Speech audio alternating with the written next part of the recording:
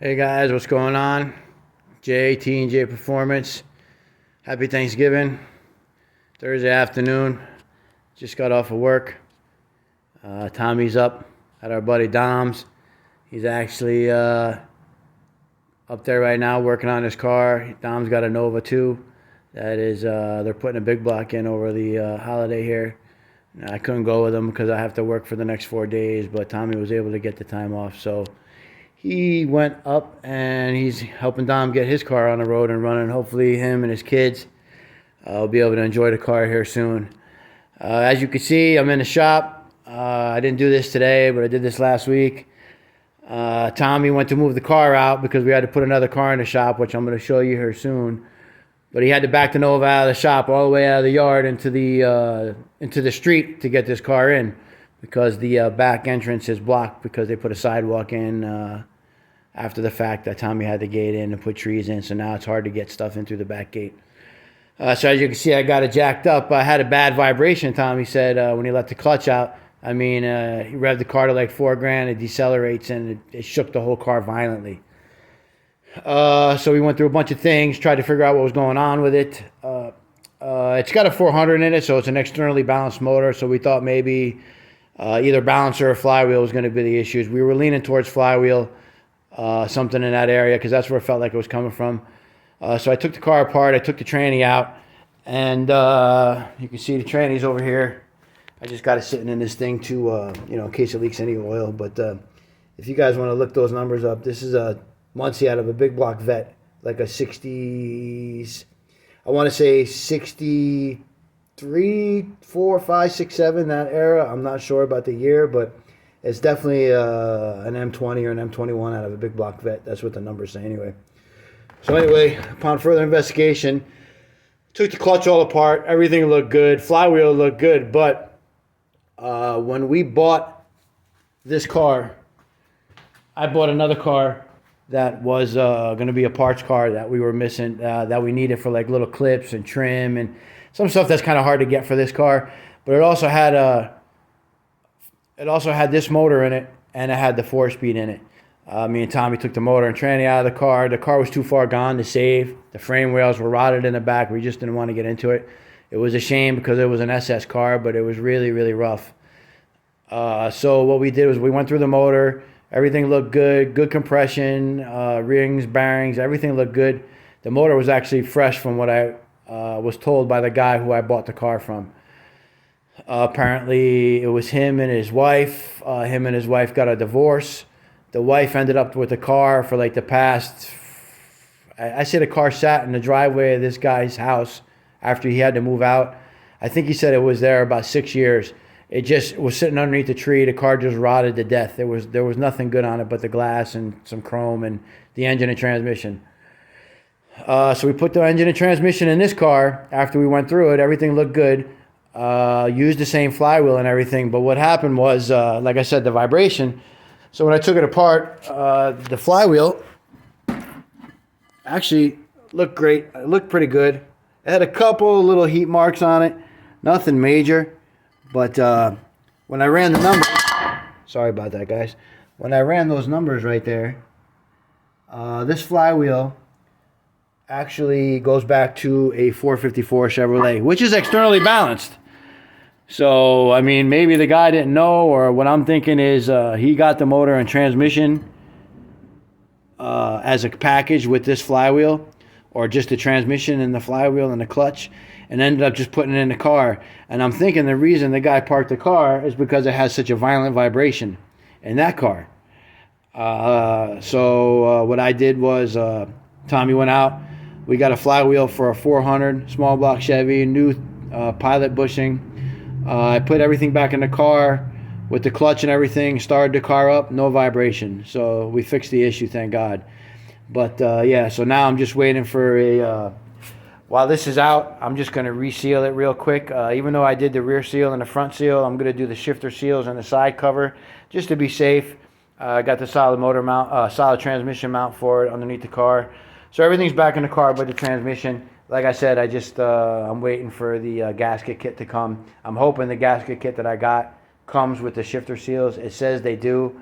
But a lot of people tell me that they usually don't because they're no longer made. But we'll find out. Hopefully it does. If not, I'm going to try to figure out a different thing to make sure I change those shifter seals. All right, so that's that problem on the Nova. But as you can see, everything else is going good in it. I mean, Tommy's got the carpet in it. One of the seats is in it. Shifter's got to be bolted back in when the transmission goes in. I'm getting ready to change the ignition. Even though that one works fine, I have a brand new lock, tumbler, and key I'm putting in. We got the back seat in it, quarter windows, everything. It's looking good. I mean, as you can see, she's looking pretty straight. But now I'm going to show you the other car that Tommy ended up getting. Actually, it's a conglomeration of Tommy, our buddy Bobby, and our buddy Dom. He's actually up in Ocala. Tommy's up there right now having Thanksgiving with him. That's the guy that they're putting the motor in the other Nova. And that's going to be this Nova. Here's a 68 back half car. It's got a nasty 396 iron-headed big block in it. I know you guys say, oh, iron head, but this motor is built by Russ Jung. And any of you guys down in South Florida know Jung. He's the one that built this motor. That's how long this car's been sitting, because Jung hasn't built a motor in quite a while from what I understand. This also is an Ernie McDaniel's back half car. Ernie McDaniel's race cars in Florida, if everybody knows, old school.